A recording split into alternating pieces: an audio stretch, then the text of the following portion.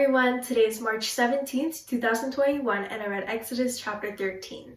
The first section that I read, it was about the consecration of the firstborns. It was basically saying that whatever opens the womb, man or beast, is all God's. I had a tiny moment where I was like, they're gonna sacrifice human babies. But my mom reassured me that none of those things are going to happen, but it's rather similar to our concept of giving tithes. Tithes are where we acknowledge that everything is God's and we give back a tenth of it to symbolize that. And so she explained to me that no babies are going to be killed or sacrificed. And as I read more of Exodus later on, I'm going to learn about what substitutes that, and God's going to very kindly explain everything. So I was like, phew, that's not what our God does, right? But moving on, most of our chapter today talks about unleavened bread, and it also does mention more about the firstborn situation that I was really confused about. But to put it in very simple terms, basically both their purposes was to remember how God rescued them from Egypt. I'd love to talk more about this, but I want to put the focus more on the pillars of cloud and fire. When God was leading the Israelites towards the Red Sea, it says in verse 21 and 22,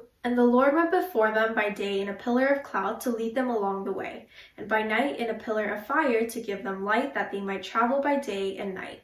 The pillar of cloud by day and the pillar of fire by night did not depart from before the people."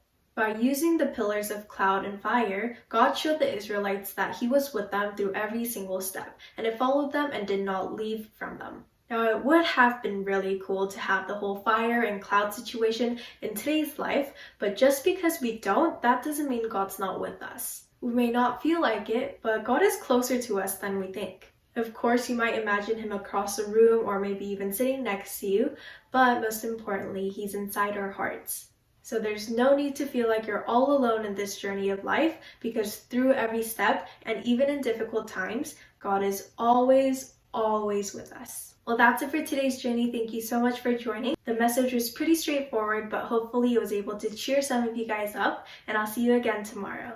Bye!